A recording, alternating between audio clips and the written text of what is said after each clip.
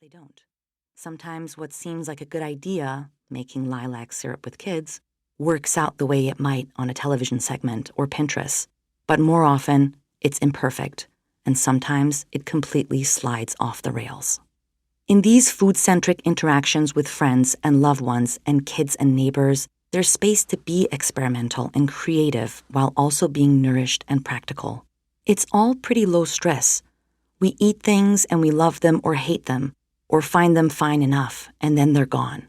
The process of eating several times a day helps with this, like an endless ocean of waves breaking on the beach.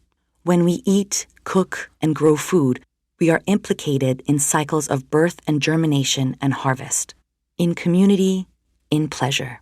For me, it is a way to be grounded and connected to participate directly in life, to nudge free of nuclear family structures and seek ones that are more supportive, less capitalistic.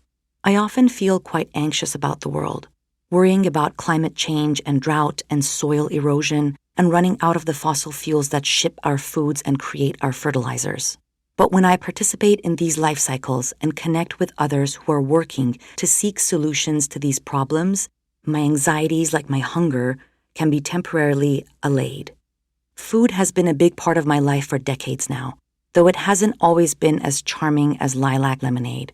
Starting in my teens, I spent 10 years working in food service. I worked at an organic bakery. I worked at a Subway.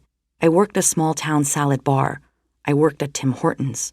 I worked at a curry restaurant and at a well-known vegetarian restaurant in Guelph, Ontario, that made everything from scratch.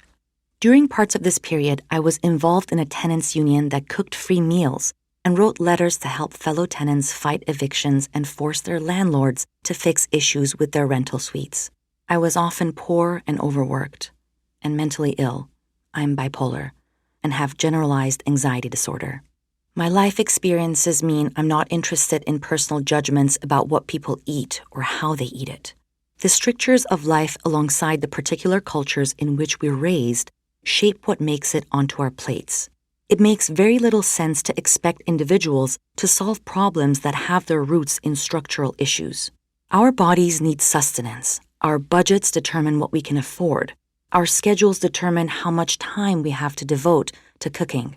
Meals, often social, provide opportunities for cultural connection, and sometimes opportunities for anxiety if you have allergies, sensory issues, or a complicated relationship with food. We might need to make what other people might consider a bad decision, like extracting the last of what's left on a credit card to buy a veggie burger combo from Harvey's, providing an opt-out from making dinner, alongside a nice little hit of dopamine from crunching into the onion rings. Ask me why this example is so specific.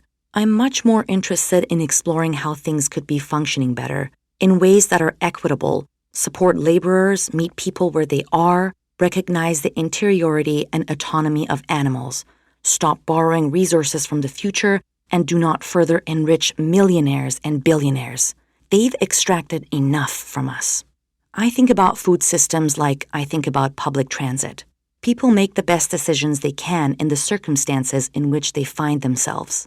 And if I'm worrying about climate change and labor justice and concerned about animal welfare, then the best way to seek change is at the systems level. It would be great if everyone took the bus, but if the bus isn't accessible, doesn't run where you need it to go, and costs too much, ridership won't go up. The fixes are easier for transit. What might they look like for food? When I cook, I make hearty food, for subsistence, but just as importantly for pleasure, to keep myself alive and to enrich my life. My goal was to approach these essays from the same place I approach gardening, harvesting, and cooking, with curiosity, with optimism, and in community. What you won't find is much, if any, admonition about the consumption of beef or high-fructose corn syrup. No recommendation to eat food, not too much, mostly plants. Instead, I hope that sharing some of what I've been thinking about as I research and write and live and make lilac lemonade might be a way to extend the conversations I've been having with friends and family and cooks and farmers.